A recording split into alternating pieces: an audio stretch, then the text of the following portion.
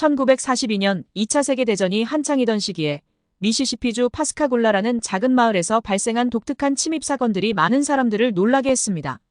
이 작은 마을 파스카골라는 전쟁 물자를 생산하고 군함 제조로 인해 인구가 급증하고 있던 때였습니다. 실제로 전쟁 당시 단 2년 만에 인구가 15,000명이 증가했습니다. 이런 시기에 파스카골라와 같은 작은 마을에서 유령 이발사라는 별명이 붙여진 이전에는 본 적 없는 사건이 발생하게 됩니다.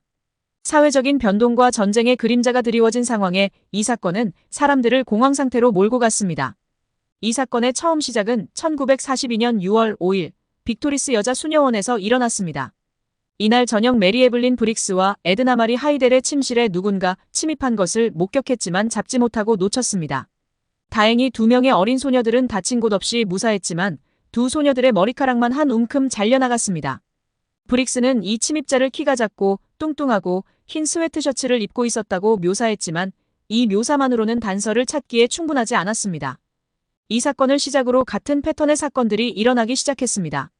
이후 데이비드 지 피티의 가족들에게도 이와 같은 사건이 발생했습니다. 그 당시 6세인 캐럴 피티는 쌍둥이 남동생과 함께 잠들어 있을 때 침입자가 그녀의 머리카락만 자르고 사라졌습니다. 피티 부부는 창가에서 모래 발자국을 발견했지만 이 역시 수사에 도움이 되지는 못했습니다. 이 유령 이발사는 특이하게도 금발머리를 가진 여성의 머리카락만 잘라갔습니다. 사건은 점점 미궁으로 빠져들고 유령 이발사는 이제 머리카락만 자르는 게 아니라 폭력적으로 변했습니다. 유령 이발사는 에스티 하이델베르크 부부를 쇠막대기로 폭행하였고 2주 뒤 RR 테일러 부인의 머리카락을 2인치 정도 잘라갔습니다.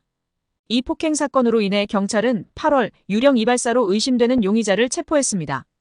그 용의자는 윌리엄 돌란이라는 57세 독일 화학자였으며 독일인에 대한 동정심과 하이델베르크 가족에 대한 원한을 가지고 있었습니다. 돌란은 하이델베르크 부부의 살해 미수 혐의로 기소되었지만 유령 이발사의 범인으로는 기소되지 않았습니다. 경찰은 그의 집 뒷마당에서 사람 머리카락 뭉치를 발견했고 그중 일부는 유령 이발사의 네 번째 피해자인 캐럴의 머리카락이었습니다. 하지만 돌란은 끝까지 자기는 유령 이발사가 아니라고 주장했습니다. 결국 돌란은 살해 미수로 10년 징역형을 선고받게 되었고 그 후로는 유령 이발사 사건은 중단되었습니다. 그러나 돌란이 유령 이발사라는 증거는 그의 집 뒷마당에서 나온 머리카락 뭉치뿐 그 외에 동기부여라든지 다른 모든 증거나 정황이 유령 이발사와는 관계가 먼 것들만 있었습니다.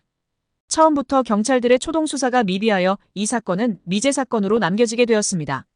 돌란은 1951년 수감 생활을 마치고 석방되었지만 그는 여전히 유령 이발사가 아니라고 주장하고 있습니다.